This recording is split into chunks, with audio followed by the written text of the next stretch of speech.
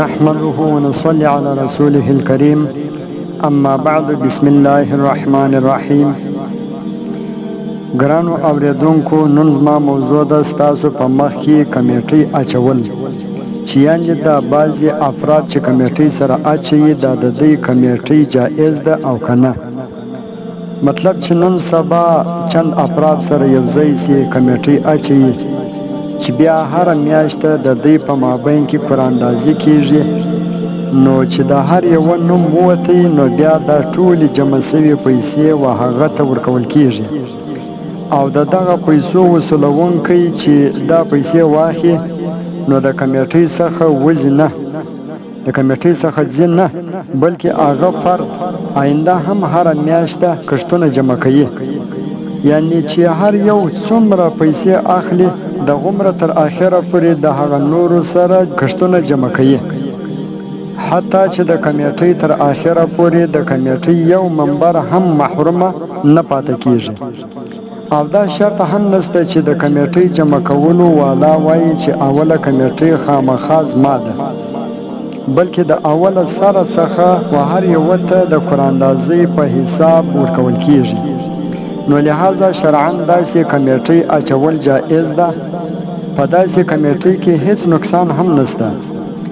او چې بعضې خلک و دې ته سود او یا ناجایز وایي نو دا د هغو خلکو صرف خطایي ده، ځکه چې په دې کې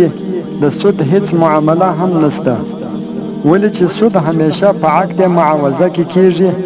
نو دا عقد معاوضه نه ده، بلکې دا عقد مواسات او عقد تسامح دی. البته که چیرې د کم یوه کمیټې ووځي نو بیا آینده هغه د کمیټې څخه وځي او هره میاشته پیسې نه جمع کوي. مثلا 12 ممبران دي،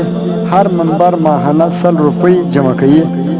بیا په دا 12 کسانو کې د یوه ممبر نوم ووتی او د 1200 روپۍ وصول کړي او آینده کښتونه نه جمع کوي، نو داسې کمیټې کول شرعاً جایز نه دي، بلکې سود او جوه ده. ځکه سود په دې وجه دی چې د صرف 100 روپۍ ورکړي وي او د 100 روپۍ په عوض کې یې 1200 روپۍ واخیستې، یعنې 1100 روپۍ سود سو، او هغه باقی مانده منبرانو ته یا پیسې کمې ملاویږي او یا بالکل نه ورته ملاویږي، چې دا بیا جوه ده. نو لحاظه دا صورت ناجائز او حرام دی. او دغه رنګه کمیټې په کم و زیات پیسو خرڅول هم شرعاً جائز نه ده، بلکې دا هم سود او حرام دی. مثلا اول منبر ته 1200 روپۍ میلاو شوې، نو د نور ممبرانو څخه یو ممبر ورته ووایي چې دا کمیټې پر ما باندې په 1300 یا په 1400 خرڅه کړه، لہذا دا په دې وجه باندې سود شمارل کیږي چې دلته هغه 100 یا هغه 200 روپۍ بلا عوضه ورکول کیږي، نو په دې وجه باندې دا بیا سود بلل کیږي او حرام بلل کیږي. او بله خبره دا ده چې د قراندازۍ په ذریعه د پیسو حق ثابتول صحیح او جایز دی، مګر اوس په بعضو علاقو کې دا رواج ورځ په ورځ زیاتیږي چې کوم سړی د کمیټې د جوړولو محرک او منتظم وي، نو د هغه د طرفه څخه دا شرط وي چې اوله کمیټې به ما ته راکوئ، او بعضې اوقات د ده د طرفه څخه شرط نه وي، بلکې عام اصلاح او عرف عام وي، مطلب اصطلاح پر دغه باندې راغلی چې اوله کمیټې محرک یا منتظم ته ورکول شرط یا معروف وي. نو لحاظه دا دواړه صورتونه جایز نه دي، بلکې قراندازي ضروري ده. داسې شرط لګول صحیح نه دی، مګر چونکې د کمیټې عقد تبرع دی، عقد معاوضه نه دی، نو لحاظه د دې شرط باوجود کمیټې درسته او صحیح ده،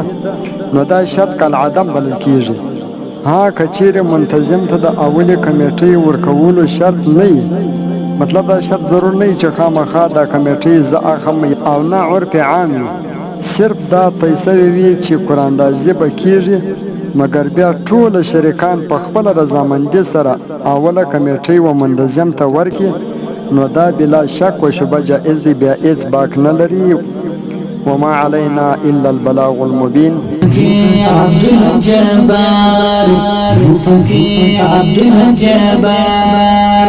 خدایا ستا دین خادم بچی د هوا ده خدایا ستا دین خادم بچی د هوا ده